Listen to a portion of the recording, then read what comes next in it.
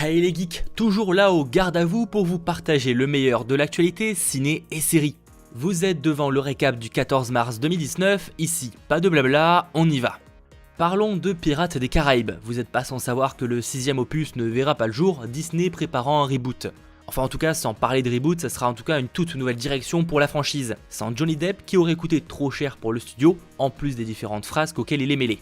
Quoi qu'il en soit, selon le site Discussing Film, Disney est en cours de négociation pour faire revenir le scénariste Terry Rossio, à qui l'on doit notamment l'écriture des premiers Pirates des Caraïbes, sauf le dernier. Affaire à suivre donc. Mais s'ils nous font un truc aussi bien que les 3 premiers, je suis grave chaud. Bon, changeons totalement de sujet. Figurez-vous qu'un jeu vidéo de foot Alien vs Predator a failli voir le jour. Oui, vous avez bien entendu. Alors ça date, c'était lors de la Mega Drive, donc on n'est pas sur quelque chose de récent, mais grâce au National Video Game Museum de Frisco au Texas, on sait que c'est un concept qui était en cours de développement, qui n'est quand même pas allé très loin, soyons honnêtes. L'idée c'est que l'histoire aurait pris place en 2702 quand Alien et Predator souhaitaient envahir la Terre. Pour se départager, ils auraient fait un match de football américain. Clairement absurde au possible et j'ai trouvé l'anecdote marrante, du coup je vous la partageais. Revenons sur du plus concret, c'est quand même mieux, et surtout du plus actuel. Selon Variety, l'acteur Denzel Washington est en pourparlers pour jouer dans le thriller Little Thing de Warner Bros. Ça racontera l'histoire de Deke, shérif adjoint du comté de Kern, incendié et joué donc par Washington. Il va s'associer à un détective, Baxter, pour rechercher un tueur en série rusé. Deke a du nez, mais ça demande de contourner des règles, ce qui entraîne Baxter dans un dilemme déchirant. Pendant ce temps, Deke doit lui lutter contre un sombre secret de son passé. Bref, on en reparlera plus tard si ça vous intéresse. Et justement, en parlant de nouveautés casting, c'est officiel, l'acteur Eze Morales vient de rejoindre la saison 2 de Titan en tant que Deathstroke. On le retrouve notamment déjà dans la série Netflix Ozark, que je recommande. On espère en tout cas que cette saison 2 arrivera d'ici la fin de l'année, ce qui a l'air d'être visiblement le cas.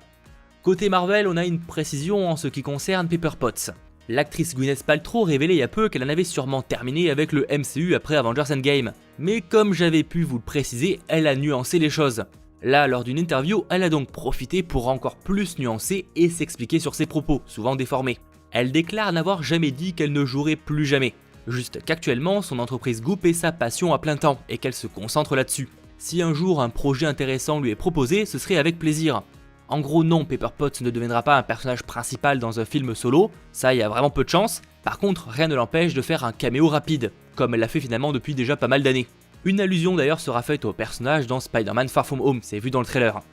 Dans un autre genre, mais toujours chez Marvel, avec la sortie de Captain Marvel, le MCU a officiellement dépassé les 18 milliards de dollars au box-office mondial. Le tout cumulé évidemment. C'est assez énorme quand on y pense. C'est clairement l'univers, voire la franchise ayant généré le plus de tout le cinéma. Et encore, on va sûrement atteindre les 20 milliards très bientôt avec Avengers Endgame qui arrive fin avril. Bref, oui, on s'en fiche un peu, d'accord, mais je trouve fou les proportions que ça a pris. Surtout quand on se rappelle d'où est parti cet univers. Pour terminer, on en sait un peu plus sur ce projet que nous ne verrons sûrement jamais, le film solo sur le Dr Fatalis. Lors du festival SXSW, le scénariste Noah Hawley a parlé de son expérience sur la pré-production, en déclarant par la même occasion que le film est bel et bien annulé et que même s'il a rencontré Kevin Feige, ça ne changera rien. Par ailleurs, on peut espérer qu'un jour il se chargera quand même d'un scénario d'un film Marvel, ça serait cool. Quoi qu'il en soit, Dr Fatalis aurait dû être un thriller géopolitique avec des super méchants dedans. Victor Von Fatalis aurait été présenté en tant que président suprême de la Latvérie, pays fictif d'Europe de l'Est au-dessus duquel il avait posé un dôme pour les protéger de menaces extérieures. On aurait donc suivi les relations internationales assez compliquées du leader jusqu'au moment où il aurait invité une journaliste dans son domaine pour qu'elle devienne sa voix sur la scène mondiale. Ok, c'est étrange, mais ça aurait proposé quelque chose de très différent de ce que l'on a l'habitude de voir au cinéma, et là-dessus ça aurait été énorme. Bon, malheureusement, ça ne verra pas le jour et ce genre d'histoire n'aura sûrement pas sa place dans le MCU. Mais j'espère quand même que Marvel Studios a des plans sur Fatalis. C'est vraiment un des persos que j'ai trop hâte de redécouvrir.